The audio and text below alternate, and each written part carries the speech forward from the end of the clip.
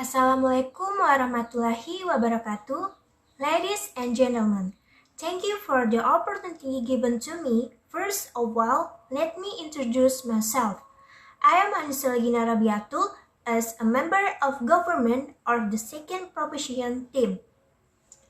Before that, I would like to thank the previous proposition team for maintaining the direction of this debate.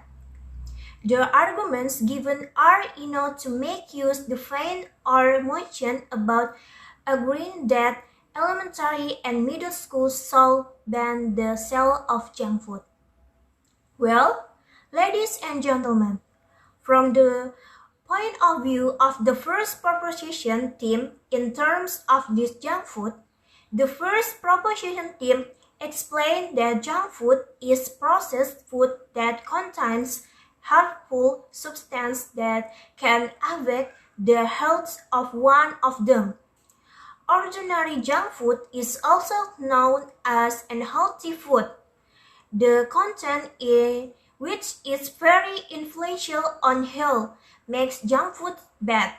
For example, if you often eat junk food such as burgers or fries, it can make you gain weight quickly or commonly known as obesity. Obesity or being overweight is classified as a disease that can cause various diseases. Fast food contains a lot of calories, artificial sugar, and salt that can cause obesity or obesity. Other factors such as cooking oil and preservatives used also make it difficult for the body to break it down. Not only that, obesity can also increase the risk of heart disease, diabetes, various types of cancer.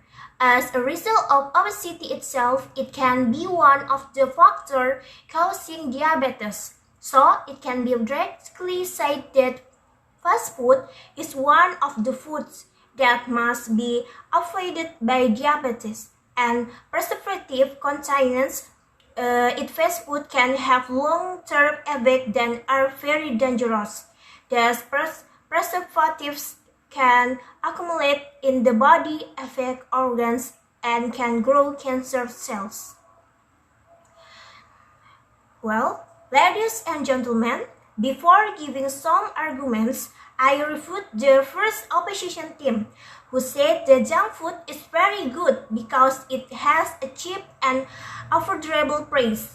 I do not agree with this opinion because although a lot of junk food is cheap, consuming too much of this type of food will make you spend more money in the long run, and if we continue to eat, it will have a bad impact on health.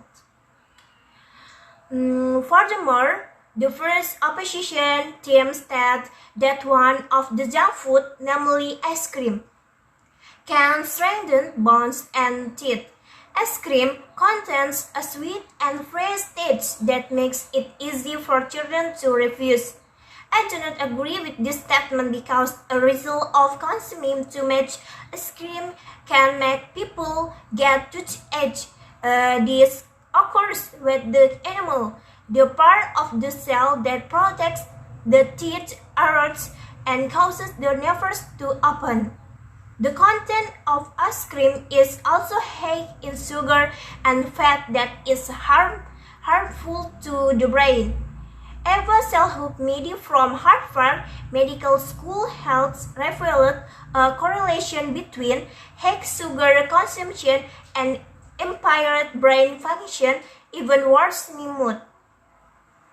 And lastly, the first opposition team said the junk food has benefits for increasing children's appetite.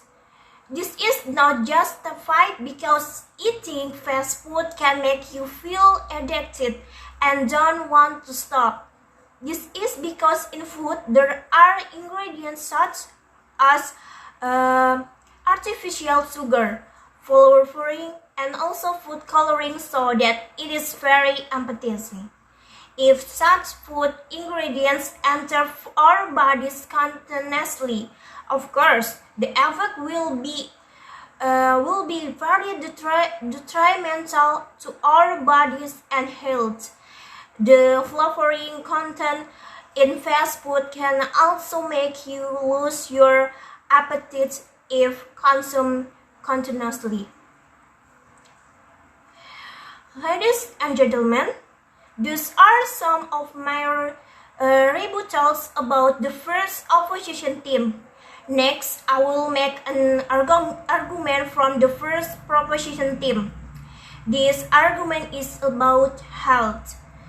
Scientific studies also prove that a penchant for junk food can make a child stupid or reduce the intelligence of a child's brains. Because of the content of this junk food, eating too often such a diet affect mental abilities, visual attention, learning and memory abilities, and reaction speed. According to Dr. Annisa